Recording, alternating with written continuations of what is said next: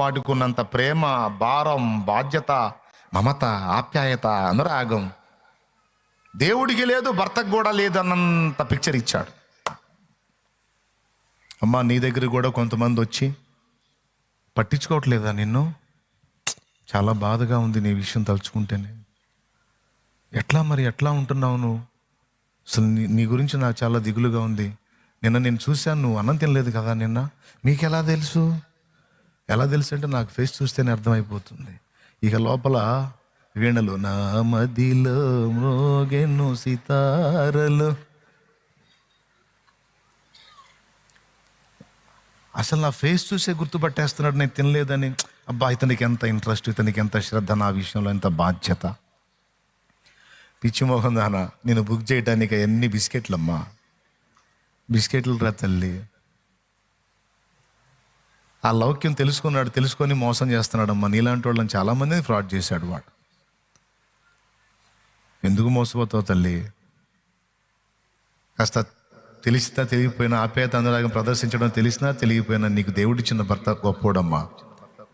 ఈరోజు కాకపోతే రేపు కాకపోతే 10 రోజులకి ఎవరో నాలాంటి తగులుతాడుగా, వాడికి చెప్పేవాడు ఆ మాటినన్నా మార్చుకుంటాడుగా, నిన్ను ప్రేమించడం మొదలు పెడతాడుగా. ఆ దినం వచ్చిందాకా కొంచెం ఓపిక పట్టమ్మా, తప్పటడుగు లేవాకమ్మా, దెబ్బతింటావు. ఆ దుర్మార్గుడు చెప్పిన అబద్ధాలు నమ్మింది, మోసపోయిందమ్మా, నాశనాన్ని తెచ్చుకుంది, మానవ జాతి మొత్తానికి మరణాన్ని తెచ్చిపెట్టిందమ్మా. భయము అన్నదే లేకుండా బ్రతికిన మానవ జాతికి భయాన్ని రుచి చూపించిందమ్మా స్త్రీ తప్పటడుగు. ఎందుకురా ఊరికనే 4 మాయ మాటలు తీయగా చెబితే ఫ్లాట్ అవుతావు? నిన్ను చూడక ఉండలేననే మాటలు విన్నావా? నీవు లేకపోతే బ్రతుకలేనని రాతలు చదివావా?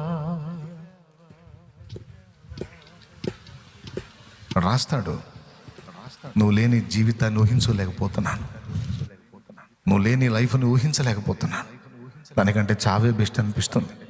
నువ్వు అవునో కాదో ఏ సంగతి చెప్తే, అవునంటే నీ కోసం బ్రతుకుతా, కాదంటే ఎక్కడో ఒక అనాథ శవం అవుతా అని రాస్తాడు. వెంటనే ఫ్రెండ్కి ఫోన్ చేసింది, ఉసేవ్ చూడు ఏమంటున్నాడో, చచ్చిపోతా అంటున్నాడే.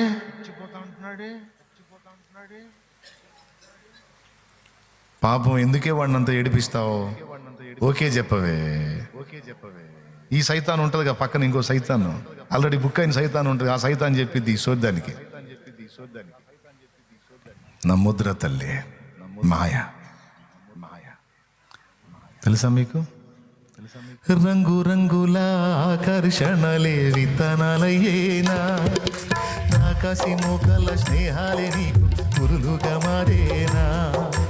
రంగు రంగుల ఆకర్షణలే విత్తనాలయ్యేనా, ఆకాశి మోకల స్నేహాలే నీకు పురులుగా మారేనా. ఆకలి తీర్చగా చల్లిన నూకలు కావే చెల్లెమ్మా, ఆశతో నీవు వెళ్ళి వాలితే పురులే చెరలమ్మా. ఆకలి తీర్చగా చల్లిన నూకలు కావే చెల్లెమ్మా. ఆగు, నూకలంటే ఏంది? వాడు నీకేసే బిస్కెట్లు. నీ ఆకలి తీర్చే కాదమ్మా, నీకు ఉరేయటానికి. పక్షులకు గింజలు చల్లుతాడు ప్రేమతోనా? చిక్కితే మెడ తీసి గుండెలో ఒక పోటు పొడిచి మంటల్లో కాల్చి పీస్ కింద తినటానికి. అంతేగాని ప్రేమ ఉండి చల్లుతాడా గింజలు? గద్దించినోడల్లా శత్రువు కాదు, గింజలు చల్లినోడల్లా ప్రేమికుడు కాదు. నిద్రమోహం దానా అని నేను అనను.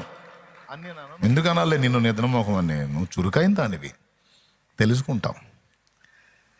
ఆకలి తీర్చగా చల్లిన నూకలు కావే చెల్లెమ్మా, ఆశతో నీవు వెళ్ళి వాలితే ఉరులే చెరలమ్మా.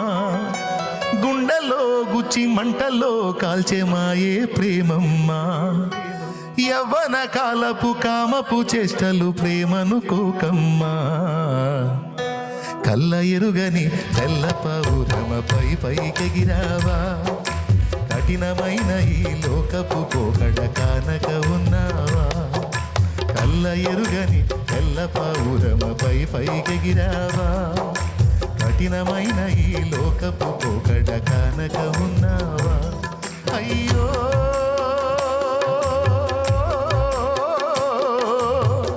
పావురమా,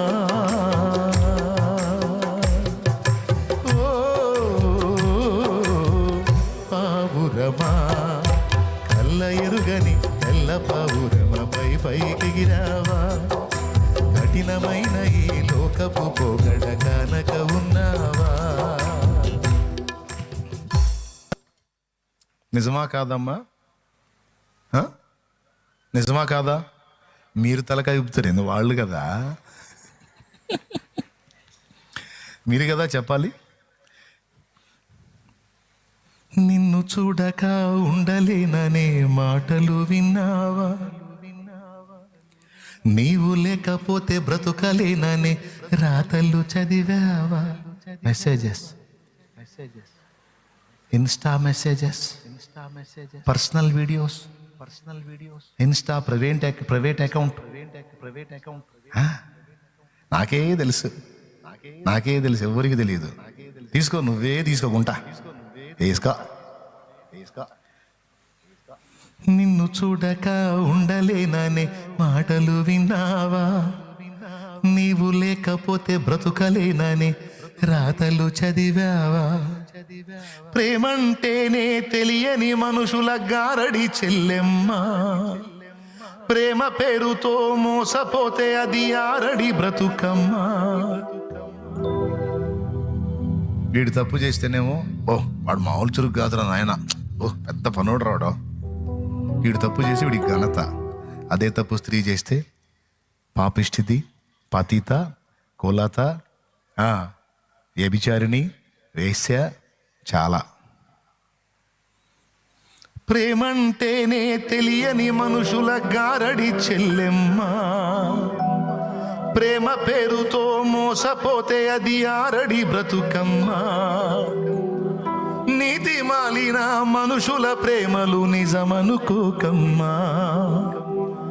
ఎండమావిలో ఎన్నడు దాహం తీరదే చెల్లెమ్మా, తీరదే చెల్లెమ్మా.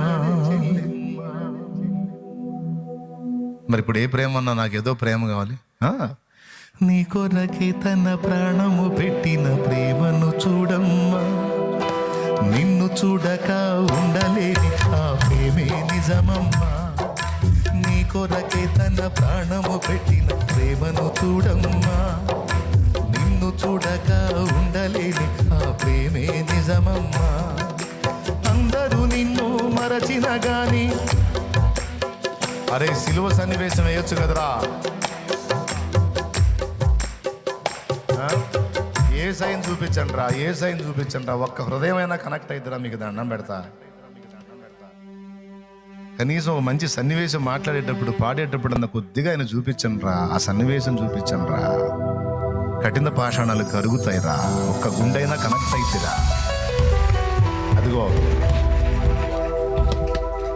నీ కొరకే తన ప్రాణము పెట్టిన ప్రేమను చూడమ్మా.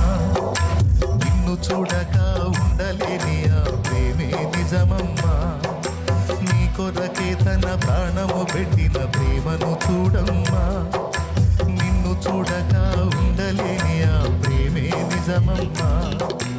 అందరూ నిన్ను మరచిన గాని మరువని స్నేహితుడే, కొందరిలాగా మధ్యలో నిన్ను విడువని ప్రేమికుడే. అందరూ నిన్ను మరచిన గాని మరువని స్నేహితుడే, కొందరిలాగా మధ్యలో నిన్ను విడువని ప్రేమికుడే. రక్తము పోసి ప్రేమ లేఖ నీకు రాసిన నీ ప్రియుడే, రక్షణనిచ్చి రాణిగా చేసే యేసురాజు గనుడే. కళ్ళ ఎరుగని తెల్ల పౌరమపై పైకెగిరావా? కఠినమైన ఈ లోకపు పోగడ కానక ఉన్నావా? కళ్ళ ఎరుగని తెల్ల పౌరమపై పైకెగిరావా?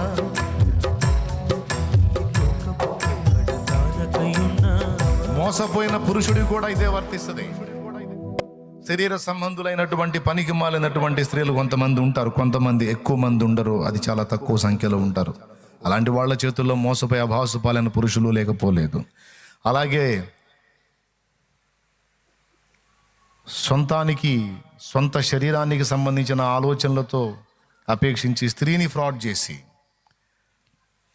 అన్ని విధాలా ఎఫెక్ట్ చేసే పురుషులు లేకపోలేదు. అందుకే స్త్రీలకి పురుషులకి అందరికీ చెప్తున్నాను, ముఖ్యంగా స్త్రీలకు చెప్తున్నాను, నీ బలము అదే, నీ బలహీనత అదే.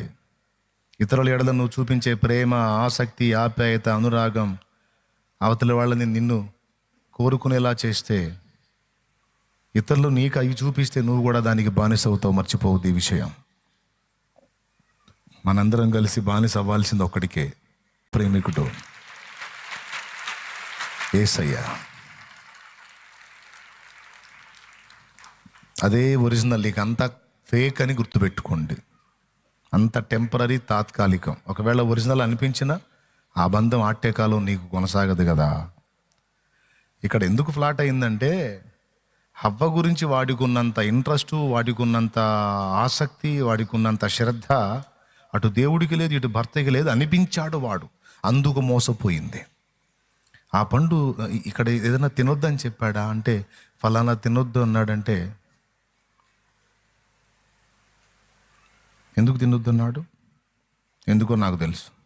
ఆ పండు తింటే మీరు దేవతల్లాగా అయిపోతారు, మీరు తనంతటి వాళ్ళు అయిపోతారు, మీ కళ్ళు తెరవబడతాయి, మీరు కూడా గొప్పవాళ్ళు అయిపోతారు. దేవుణ్ణి చూస్తున్నారు, ఆయన దూతలను చూస్తున్నారు కదా, వాళ్ళకంటే తక్కువ ఉన్నారు కదా మీరు. అది తింటే మీరు కూడా వాళ్ళకంటే బెటర్ అయిపోతారు మీరు. అంటే అసలు ఎంత ఇంట్రెస్ట్ నేనంటే ఇతనికి, అసలు మా బాగు కోసం, మా క్షేమం కోసం, మా మంచి కోసం ఎంత ఇంట్రెస్ట్ కలిగి ఉన్నాడు, ఎంత ఆసక్తి కలిగి ఉన్నాడు అని దెబ్బకి ఫ్లాట్ అయిపోయింది చూడు. ఇది ఇది ఇది తరతరాలుగా జరుగుతుంది ఇదే. అప్పుడేం చేసింది? తీసుకొని తింది, భర్తకు కూడా ఇచ్చింది. తను తిన్నప్పుడు అనుకుంది, నేను ఇప్పుడు దేవతలా మారిపోతానని. ఏం మారలా. ఒకవేళ హస్బెండ్కి కూడా ఇస్తే, ఆయన కూడా తింటే ఇద్దరికి ఒక్కసారిగా మారిపోతాం గెటప్ అనుకుంది. ఆయన కూడా ఇచ్చింది, ఆయన కూడా తిన్నాడు, ఏం మారలా. తర్వాత ఒకరినొకరు చూసుకొని, మనమేంది ఇలా ఉన్నాం చండాలంగా, చీచి అనుకుంటూ పోయి అంజూరు పాకులు తీసుకొని కట్టేసుకున్నారు. ఏదో అవుతామంటే ఏదో అయిందని, అంటే దేవతం చేయబోతే దయ్యం అయింది అన్నట్టు మారిపోయింది. అర్థమైపోయింది, అరే మోసపోయానే. ఏదో ఊహించుకుంది, తిన్నది, కానీ తిన్న తర్వాత అది జరగల. అప్పుడు అర్థమైంది, అయ్యో మోసపోయాను అని. వాడిని అడిగింది, నేను దేవతలం అవుతామన్నావు, దేవుళ్ళలాగా అవుతామన్నావు, ఏదో అయిపోతామన్నావు, ఏమి ఆన్సర్ లేదేంటంటే అడేం మాట్లాడట్లా. అవుతారు ఖచ్చితంగా అవుతారు, టైం పట్టిద్ది, అవుతారు అని ఉంటాడు నాకు తెలిసి. ఈలోపు ఆయన వచ్చాడు.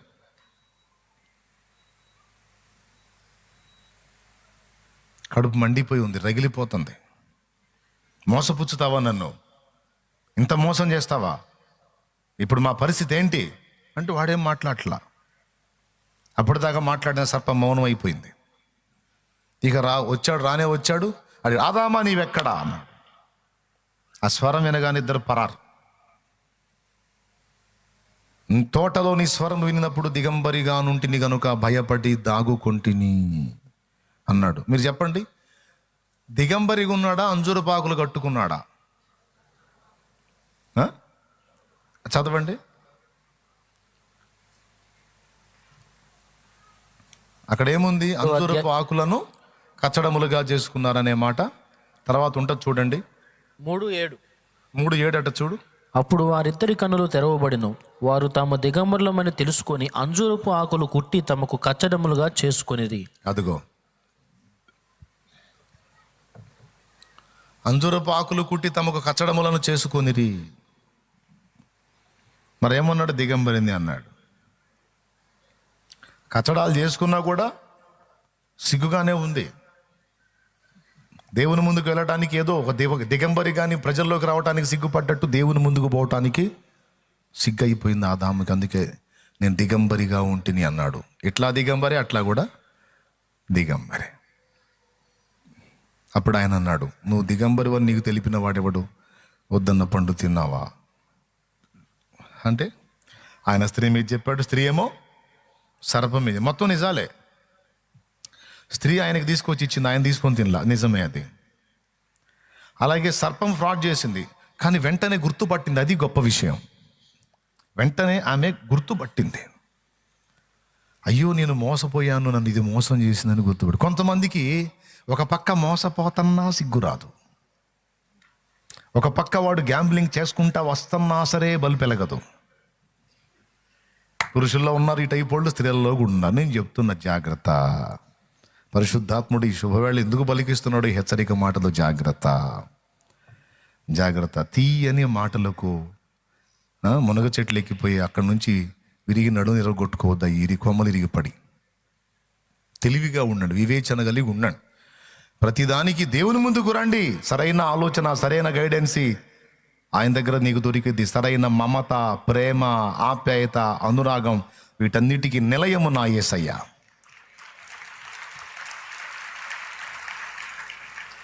దేవునికి మహిమ. స్త్రీలారా మళ్ళీ చెప్తున్నాను, మోసపోవద్దు. స్త్రీ మోసపోయి అపరాధములో పడింది. మరి ఆదాం ఎందుకు మోసపోలా? ఆదాం దగ్గరికి పోయి ఒక పురుషుడు ఆదాము కోసం ఏదో ఇంట్రెస్ట్ ఉన్నట్టు మాట్లాడితే ఫ్లాట్ అవలా ఆదాం. అది తింటే నువ్వు దేవత అవుతావు, దేవుడు అవుతావు, తింటే నీకు మహిమలు వస్తే నువ్వు కూడా అలా ఉంటావుండే. పోరా, నాకు తెలుసు కానీ ఇవన్నీ నువ్వెవడెవరు నాకు చెప్పడానికి? అసలు ఇవన్నీ నా మహిమ సంగతి నన్ను సృష్టించిన వాడికి తెలుసు, నీకేం తెలుసు? నువ్వెవడు అసలు? నువ్వు సర్పంలాగా ఉండు. నీ నేలమని నన్ను దేవుడు నియమించాడు, కానీ నన్ను నేలమని, నన్ను కమాండ్ చేయమని, నాకు ఆలోచన చెప్పమని నేను నియమించాడా? వెళ్ళా అని ఉంటాడు ఆదాము. అందుకే ఆదాము మోసపరచబడలేదు అనుంది లేఖనంలో. కానీ స్త్రీకి ఫేవర్గా మాట్లాడి, స్త్రీకి తన పట్ల శ్రద్ధ ఉన్నట్టు మాట్లాడి నటిస్తే ఆటోమేటిక్గా ఫ్లాట్ అయిపోయి వాడు చెప్పిన పని చేసింది.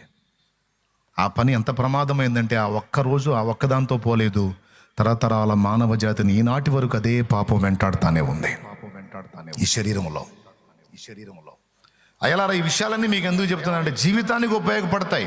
అటు ఆధ్యాత్మికంగా ఇటు భౌతికంగా కూడా ఇవి మీకు ఉపయోగపడతాయి కనుక చాలా జాగ్రత్త. నీ భార్యను నువ్వు ప్రేమతోనే గెలవగలవు, కానీ మరి దేంతోనూ గెలవలేవు. మమతానురాగాలే ఆమెకు చాలా ముఖ్యం. ఎందుకంటే వాటికి కనెక్ట్ అయ్యేటట్టు ఆ సిస్టమ్ ఆమెలో పెట్టాడు.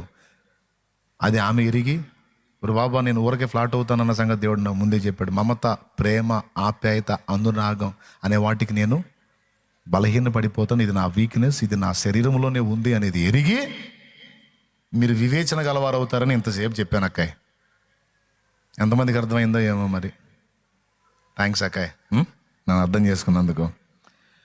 నన్ను కూడా నమ్మొద్దు అక్కాయ్. అందరూ వేరు, చాలేమన్న వేరు అని అనొద్దు అక్కాయ్. వీడు జంటేగా అక్కాయ్. నువ్వు జంటు అయినా దైవజనుడు అన్నా ఆయన దైవజనుడు లాగే చూడక్కాయ్. హద్దుందక్కాయ్, అంతవరకే. అంతమించి ఏదో ఇక నీ విషయంలో నేనేదో బాధ్యత వహిస్తానని ఎప్పుడూ ఫీల్ అవ్వద్దు. అర్థమైందా? నేనే ఒకరి మీద ఆధారపడి ప్రయాణం చేస్తున్నా. అర్థమైంది? నేనెవరికి ఆధారంగా లేను. నేను ఒకని మీద ఆధారపడి బ్రతుకుతున్న ఆ ఒకడు నా యేసయ్య. పురుషుడైన స్త్రీ అయినా అందరము ఏకమై ఆధారపడవలసిన మన ఆధారం నాకు ఆధారం, నాకు తోడు నీడై ఉన్న నీ కృపయే ఆధారం. ఆశ్రయము నాకు ఆశ్రయము, ఆపత్కాలమందు తల్లిదండ్రి లేకున్నా, బంధుజనులు రాకున్నా, ఒకటైనా బాధలన్నీ బంధువులైనా, ఆధారం నాకు ఆధారం, నాకు తోడు నీడై ఉన్న నీ కృపయే ఆధారం. ఆశ్రయము నాకు ఆశ్రయము, ఆపత్కాలమందు ఆశ్రయము, నీ నామం ఆశ్రయము. దేవునికి మహిమ. అందుకే ఎప్పుడు నేను ఆయనే ఆయనే ఆయనే అని చూపించేది. అందుకు ఎవరు అది ఎవరి మీద ఆధారపడదామా? ఫలానోళ్ళు ఉన్నారులే అని భరోసా ఉంచుదామా? నీ మీద నేను ఉంచొద్దు, నా మీద మీరు, అందరం కట్టుకొని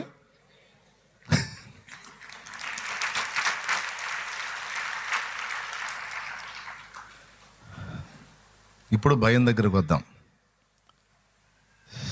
టైం అయిపోయిందిగా,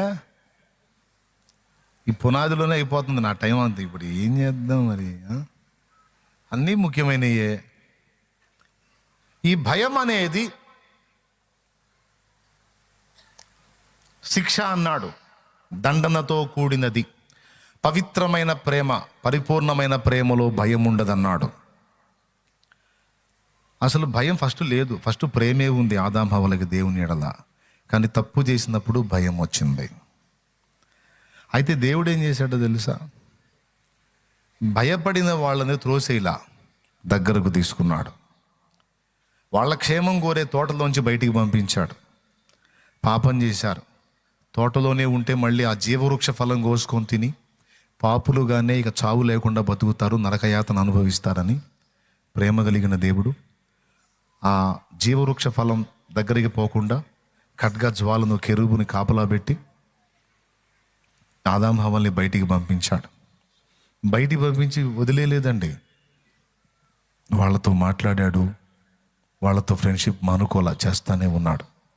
అంతేకాదు, దిగంబర్లుగా ఉన్న వాళ్లకు పాప పరిహారార్థమే రక్త ప్రోక్షణ ఆయనే జరిగించి ఒక జంతువుని వారి స్థానంలో బలిచ్చి ఆ జంతు చర్మాన్నే వాళ్ళ దేహానికి సిగ్గు కప్పటానికి ఒక వస్త్రంగా డిజైన్ చేసి వారికి తొడిగించి తోట నుంచి వెలుపలికి పంపించాడు.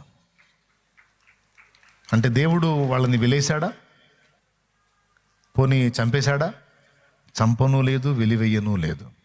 బయటకు పంపించింది ఎందుకంటే వాళ్ళ క్షేమం కోరి. మీరు చెప్పండి, తోటలోనే ఉంటారు, ఇప్పుడు మంచి చెడులు తెలిసింది కనుక జీవవృక్ష ఫలం తెలిసిద్ది, పోయి తీసుకొని తింటారు. జీవవృక్ష ఫల పండు తీసుకుంటే ఏం జరిగిద్ది? ఇక చావు ఉండదు, నిరంతరం బ్రతుకుతారు. ఎలా బ్రతుకుతారు? పాపులుగా బ్రతుకుతారు. పాపం వల్ల వచ్చు జీతము శాపము, వేదన, దుఃఖము, కన్నీరు. మరి దుఃఖం, వేదన, శాపం, బాధ వీటన్నిటితో యుగయుగాలు బ్రతకడం అవసరమా?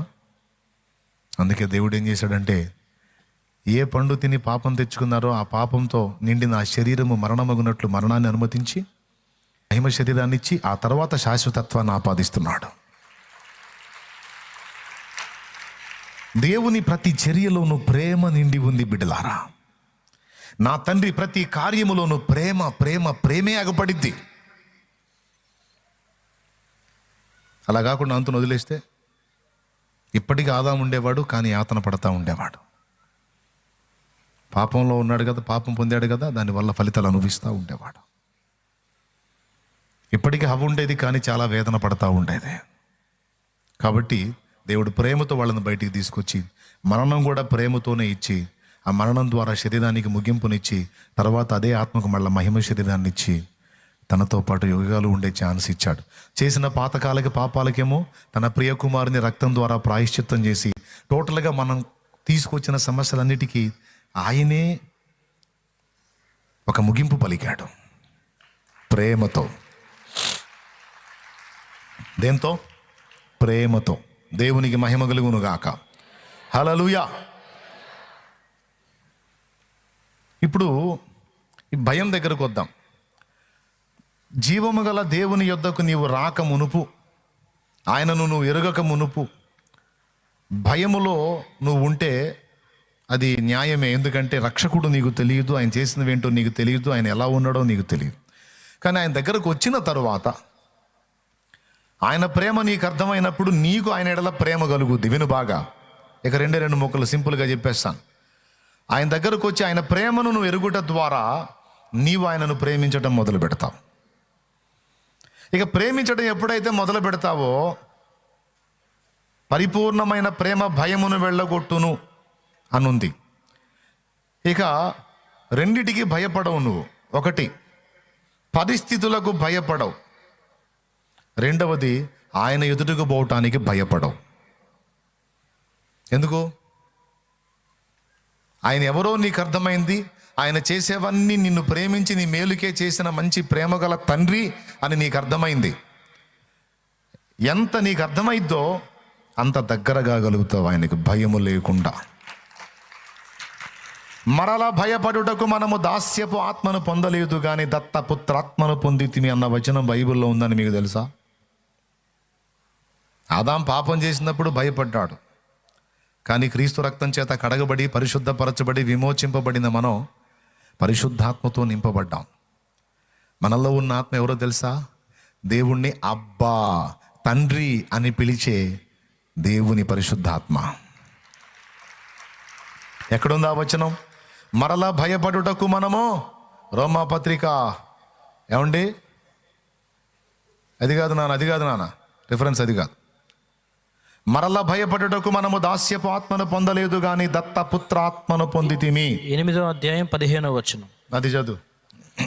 ఏలయనగా మరలా భయపడుటకు మీరు దాస్యపు ఆత్మను పొందలేదు గాని దత్తపుత్రాత్మను పొందితిరి.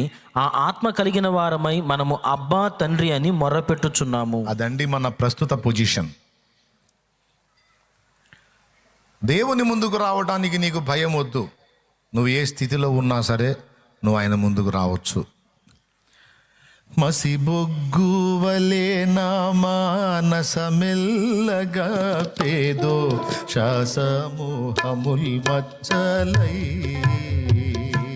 త్వరగా. మసిబొగ్గు వలే నా మానసమెల్లగా పేదో శాసమోహముల్ మచ్చలై. అసితమగు ప్రతిడాగు తుడువను గసటు గడిగి పవిత్రపరచను. అసితమగు ప్రతిడాగు తుడువను గసటు గడిగి పవిత్రపరపను. అసువులిడు నీ రక్తమే అని మసలకిప్పుడు సిలువనిదెగని ఉన్న పాటున వచ్చు చున్నాను నీ పాద సన్నిధి కో రక్షక. ఉన్న పాటున వచ్చుచున్నాను నీ పాద సన్నిధి కో రక్షక. దేవునికి మహిమ.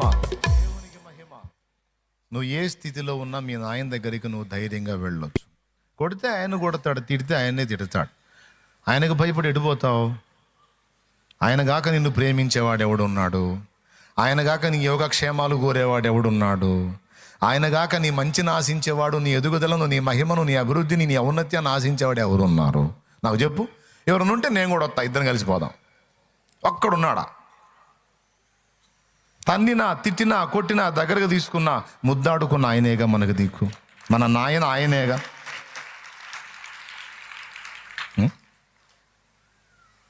ఎవరయ్యా మన నాయన? ఆయనేగా. ఆయన యుద్ధకు రావడానికి ఇక నీకు భయము లేదు. రెండవది, నీవెదుర్కొంటున్న ప్రతికూలతలకు కూడా ఇక నీకు భయము లేదు. ఎందుకనగా రాత్రి చెప్పి తిని సమస్తము కూడా మీ నాయన ఒక ఉద్దేశం ప్రకారం, ఒక ప్రణాళిక ప్రకారమే మన పరిస్థితులన్నీ కలిపి రప్పిస్తున్నాడు. ఆయనకు తెలియకుండా మనకి ఏది సంభవించటం లేదు. ఇప్పుడు చెప్పండి, భయపడదామా?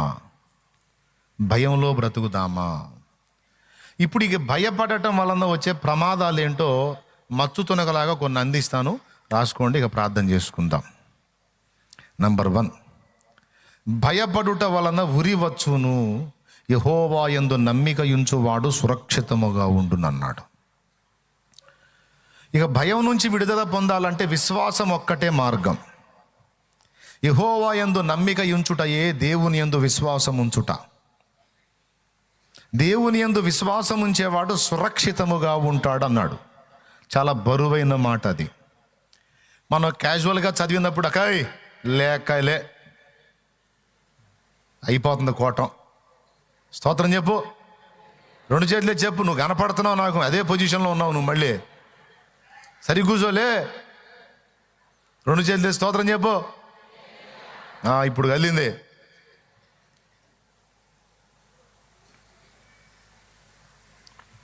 అయిపోయిందాక కోవటం, ఇంకెక్కడాక ఇంక లేచిపోవాలి, రాజాపేట పని ఉంది. భయపడుట వలన ఏమొచ్చును? యెహోవా యందు విశ్వాసం ఉంచువాడు, నమ్మిక ఉంచువాడు సురక్షితంగా ఉండాలంటే ఏం కావాలి బ్రదర్? విశ్వాసం ఉంచాలి. భయం వల్ల ఉరేసుకుంటే ఏమైద్ది? మెడకు ఉరి పడితే ఏమైద్దా?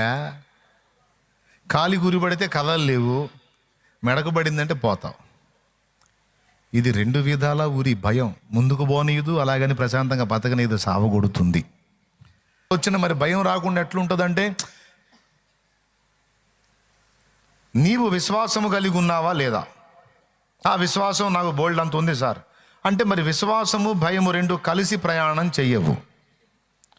బాయ్ వినో, విశ్వాసము భయము 2 కలిసి ప్రయాణం చేయవు. భయమున్న దగ్గర విశ్వాసము లేదని అర్థం, విశ్వాసమున్న దగ్గర భయమునకు తావు లేదు.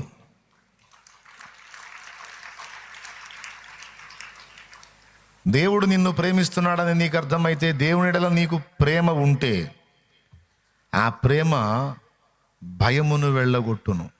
ఎందుకంటే భయము అనేది శిక్ష, దండనతో ఉంది అన్నాడు. మనం శిక్షలో ఉన్నామా, రక్షణలోకి వచ్చామాయా? అందరు చెప్పండి. మరి రక్షణలోకి రావటం అంటే అర్థం ఏంటి? శిక్ష నుంచి. మరి శిక్ష నుంచి అయితే తప్పించుకున్నావు, కానీ భయం నుంచి విడుదల పొందలేదు. మరి భయం శిక్ష అంటున్నాడు అంటే, భయపడ్డవాడు ఇంకా రక్షణలోనికి రాలేదు. భయములో బ్రతుకుతున్న వాళ్ళు ఇంకా రక్షణలోనికి రాలేదు. ఒరిజినల్గా నువ్వు రక్షణలోనికి వస్తే భయానికి తావు లేదు. అదేదన్నా కానీ దేవుడు ఇష్టపడడండి భయపడటం, ఇష్టపడటం. నాకు భయపడి తోటలో దాక్కున్నావా, స్వరం విని భయపడి దాక్కున్నా. సహజంగా మనుషు నైజం ఏంటో తెలుసా? అందరూ నాకు భయపడాలి అనుకుంటారు. అందరూ నన్ను చూస్తే గడగడలాడిపోవాలి, నన్ను చూస్తే పరారైపోవాలనుకుంటారు. నాకు అట్లాగా హడావుడి పడుతుంటే కోపం నాకు. కొంతమంది నేను కనపడగానే వెంటనే షేక్ మస్తానం అయిపోతారు.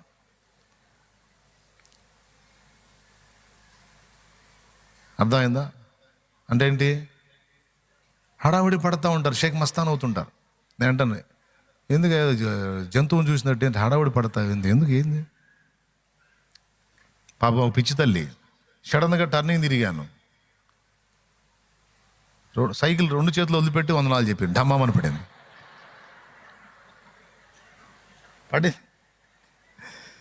నేను ఎప్పుడన్నా కొట్టానా? నేను కనబడ్డప్పుడు వందనాలు చెప్పకపోతే పట్టుకొని పోతాను ఎప్పుడని చెప్పాను? నేను చెప్పలేదు కదా. కానీ ఏం చేద్దాం, గౌరవంతో కూడిన భయం. 2 చేతులు వదిలిపెట్టి వందనాలు అన్నది, సైకిల్ ఆగిద్దా? పడింది. ఈలోపు నేను ముందుకెళ్ళా, నేను ఆపి వచ్చేసరికి మళ్ళీ లే సైకిల్ తీసుకొని పోతాను, వెనక్కి చూసుకుంటా. పిచ్చి తల్లి. తర్వాత చెప్పా, ఎందుకురా అంత టెన్షన్ పడ్డావు నన్ను చూసి? ఎందుకమ్మా అంత భయం? శాలేమనంటే చనువు కదరా, స్వతంత్రం కదరా, భయం ఎందుకమ్మా? ఏమన్నా నిన్ను చూస్తే నాకు భయంగా ఉంటుందన్న. ఏమంటే గౌరవాన్ని బట్టి ఎక్కడ అమర్యాదగా నడుచుకోకూడదు, అన్నం ఉందని ప్రేమను బట్టి భయపడతా ఉంటారు. నేను అంటున్నాను, గౌరవనీయంగా ఉండాలి, భయంగా ఉండాలి, తప్పులేదులే. కానీ అది గౌరవంతో కూడిన భయం. కానీ శిక్ష అనే భయాన్ని మనం కలిగి ఉండకూడదు. ఎందుకంటే 2 పక్కనే చెప్పాడు. శిక్ష, దండనతో కూడిన భయం, దండన లాంటి భయం ఉంది, రక్షణకరమైన భయం ఉంది. ఆ భయాన్ని గురించి సామెతల్లో ఇటుపక్క చెప్పాడు. నిత్యము భయము కలిగి ప్రవర్తించువాడు ధన్యుడు అన్నాడు. అంతే, నిత్యము భయము కలిగి ప్రవర్తించువాడు ధన్యుడు అన్నాడు. ఇటుపక్కేమో భయపడుట వలన ఉరి వచ్చును అన్నాడు. అంటే అటుపక్కేమో రక్షణకరమైన భయము, ఇటుపక్కేమో దండనతో కూడిన భయము. ఈ భయము నుంచి విడుదల పొందమని మనకు చెప్తున్నాడు, ఆ భయాన్ని మెయింటైన్ చేయమని చెప్తున్నాడు. భయములో 2 రకాలు ఉంది బ్రదర్స్. ఒకటి దండనతో కూడిన భయము, దండనైన భయము. రెండవది రక్షణకరమైన భయము.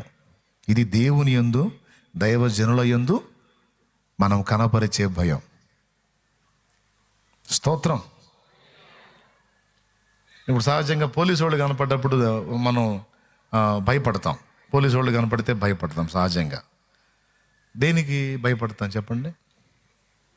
ఆయనంటే గౌరవం, అభిమానం, ప్రేమ, ఆప్యాయతను బట్టే. ముందే పోలీసోడు యూనిఫామ్ వేసుకొని ఉన్నాడు, అధికారం ఉంది, పట్టుకొని బాధినా దిక్కులేదు. ఎందుకు వచ్చిన గొడవ? నమస్తే సార్ అంటే పోయిద్ది, మంచోడైనా కాకపోయినా. అవునా? అదేమో దండన, ఇష్టం లేకపోయినా నమస్తే సార్. కానీ ఇది దేవుడు కనపడ్డా, దైవజనుడు కనపడ్డా భయాన్ని కనపరిచేది. ఇది రక్షణకరమైనది. ఆప్యాయత, అనురాగం, ప్రేమను బట్టి కలుగున్నది. అక్కడ పవిత్రమైన ప్రేమలో, పరిపూర్ణమైన ప్రేమలో భయం ఉండదు అంటే శిక్ష అంటే దండనకు సంబంధించిన భయం ఉండదు. మరి ఏ భయం ఉంటుంది? పవిత్రమైన భయం, దేవుని యందలి భయం, గౌరవంతో కూడింది. అందులో మళ్ళీ చనువు ఉంది, భయం కూడా ఉంది. ఇప్పుడు నేను మీకు ఒక మాట చెప్తాను. ఎవ్వరికి చెప్పుకోలేనివి కూడా నాకు వచ్చి చెప్పడానికి ఇష్టపడతారు. అవునా? నన్ను చూసి అంతసేటు భయపడి హడావుడయ్యేవాళ్ళు నాతో మాట్లాడాలని ఎందుకు పరితపిస్తారు? నాకు అర్థం కాదు. నేనంటే భయంగా, తమ్ముడు నేనంటే నేను సడన్గా నీకు కనపడితే నీకు ఎట్లుంటుంది? అమ్మో చాలేమన్నా. ప్రేమను గూర్చి గౌరవంతో భయం. అవునా? వెంటనే నువ్వు హడావుడైపోతావు. అలాగని నాకు దూరం అవ్వాలని ఇష్టపడవు. అన్నతో ఒక గంట టైం దొరికితే బాగుండు, మనసారా మాట్లాడుకోవాలని ఉంది అనుకుంటా. ఇప్పుడు చెప్పండి, ఇది భయం కిందకు వచ్చిద్దా, ప్రేమ కిందకు వచ్చిద్దా?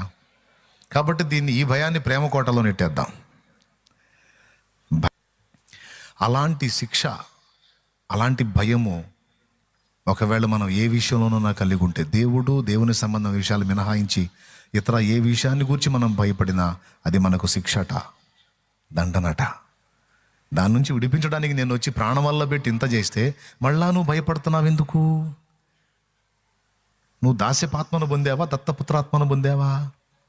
దత్తపుత్రాత్మను, పరిశుద్ధాత్మను పొంది అబ్బా తండ్రిని మొరపెడుతున్నప్పుడు ఇక నువ్వు భయపడటానికి తావులేదు కదా, దేవుని దగ్గరికి వెళ్ళడానికైనా, పరిస్థితులను ఎదుర్కోవటానికైనా. కాబట్టి భయపడొద్దు అనే మాట పరిశుద్ధ గ్రంథంలో సంవత్సరానికి సరిపోయినన్ని సార్లు దేవుడు రాయించాడు. భయపడకుడి, భయపడకుడి, భయపడకుడి, భయపడకుడి. ఎందుకంటే భయంతోనే అశాంతి, ఆవేదన, దుఃఖం అన్నీ కలుగుతాయి అన్నాడు దేవుడు. అలా పొందాలంటే ఒక్కటే మార్గం, విశ్వాసం ఉంచు. యేసును చూశాడు, నీళ్ల మీద నడిచాడు, గాలిని చూశాడు, మునిగిపోయాడు. మళ్ళీ చెప్పండి, యేసును చూశాడు, విశ్వాసంతో చూపు. చాలా క్యూసెక్కుల నీరుంది కాళ్ళ కింద, కానీ మునిగిపోలా. గాలిని చూశాడు, అవుట్. ఆ మాట ఉంది, గాలిని చూచి భయపడి మునిగిపోసా, నన్ను రక్షించు అని కేకలు వేసెను. ప్రభు వచ్చి ఆయన చేయబట్టుకొని లేపి, అల్ప విశ్వాసి ఎందుకు సందేహపడితివి? సందేహం ఉన్న దగ్గర భయం ఉంది. ఎక్కడుంది సందేహం? ఎక్కడ అనుమానం ఉందో, ఎక్కడ అవిశ్వాసం ఉందో, ఎక్కడ అల్ప విశ్వాసం ఉందో అక్కడ భయం ఉంది. ఎక్కడ విశ్వాసం ఉందో అక్కడ భయం లేదు. ఎక్కడ ప్రేమ ఉందో అక్కడ భయము లేదు. ఎక్కడ విశ్వాసం ఉందో అక్కడ భయము లేదు. ప్రేమ ఉన్న దగ్గర విశ్వాసం ఉంటుంది. ప్రేమ విశ్వాసం కలిసి పనిచేస్తాయి. కానీ ప్రేమ విశ్వాసం ఉన్న దగ్గర భయం ఉండదు.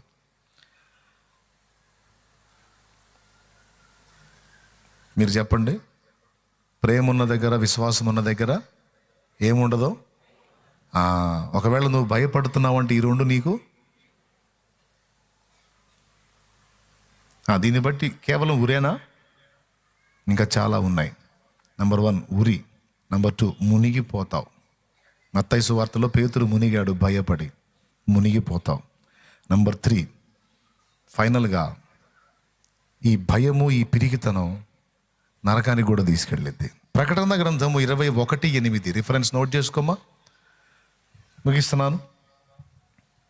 పిరికివారును అవిశ్వాసులను అసహ్యులను, నరహంతకులను, వ్యభిచారులను, మాంత్రికులను, విగ్రహారాధికులను, అబద్ధికులందరూ అగ్నిగంధకములతో మండు గుండములో పాలు పొందుదురు.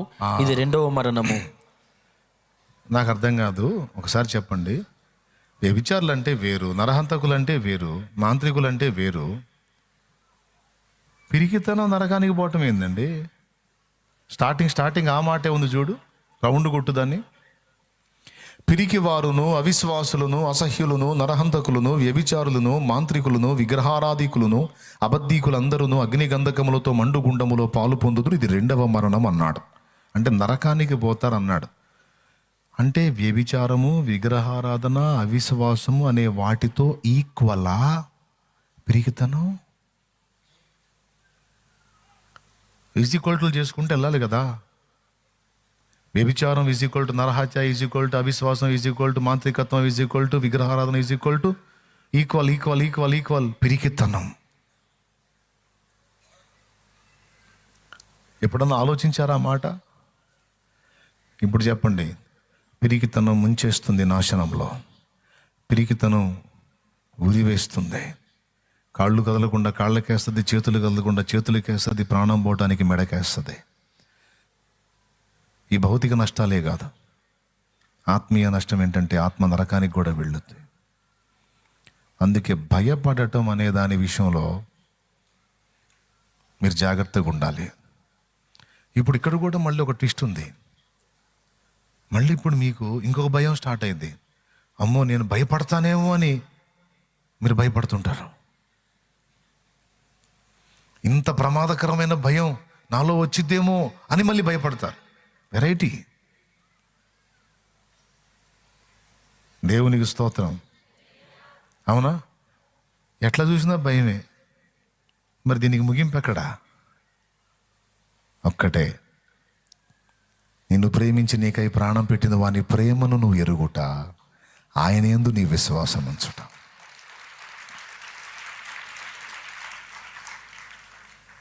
అప్పుడు నీకు విడుదల. అలా ఆయన ప్రేమలో, ఆయన యందు విశ్వాసంలో వేరుపారిన ఒకడు పాడాడు. ఏమని? తల్లి ఒడిలో పవళించే బిడ్డవలేనే, తండ్రి నీ ఒడిలోనే ఒదిగిదినయ్యా. తల్లి ఒడిలో పవళించు బిడ్డవలేనే, నీ ఒడిలోని ఒదిగితినయ్యా. తండ్రి నీ ఒడిలోని ఒదిగితినయ్యా. వేదన లేదు, శోధన లేదు, వేదన లేదు, శోధన లేదు, నీ హస్తం విడువనయ్యా. నే నీ హస్తం విడువనయ్యా. భయమన్నది లేనే లేదు, భయమన్నది లేనే లేదు. ప్రేమతో నడిపితివే, నీ ప్రేమతో నడిపితివే. తల్లి ఒడిలో పవళించి బిడ్డవలేనే, తండ్రి నీ ఒడిలోని ఒదిగితినయ్యా. తల్లి ఒడిలో పవలించే బిడ్డవలేనే, తండ్రి నీ ఒడిలోని ఒదిగితినయ్యా. ఇక లేండి, లేచి నేను ఆమె నన్నాక పాండి.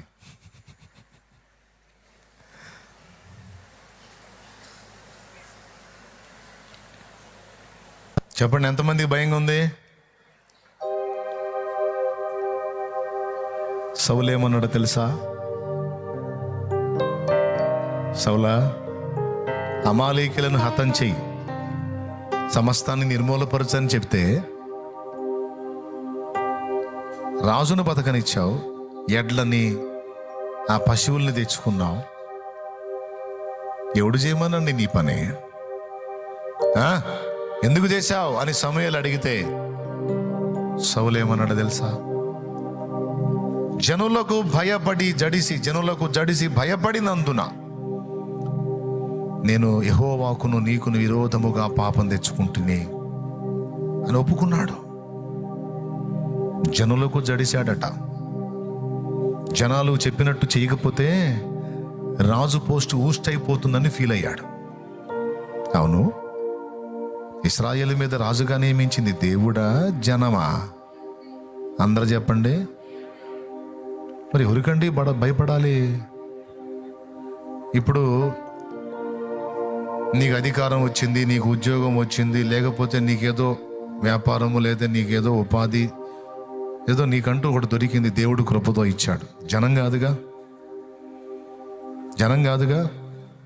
నీకు లైఫ్ ఇచ్చింది దేవుడు, నిన్ను నడిపిస్తుంది దేవుడు, ఇంతవరకు నీ మనుగడ సాగుతుందంటే దేవుడు.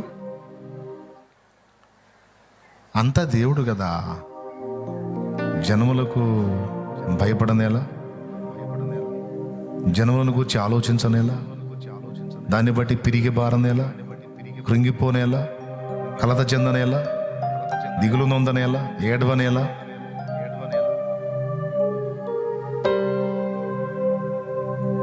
సైతాను ఉన్నాడు, మంత్ర విద్యలు ఉన్నాయి, లేకపోతే దుష్ట ప్రయోగాలు ఉన్నాయి, లేకపోతే ఏదో దాడులు ఉన్నాయి, సాతాను కుట్రలు ఉన్నాయి. మరి వాడు కుట్రలు చేస్తుంటే ఆయన సినిమా చూస్తూ కూర్చుంటాడా?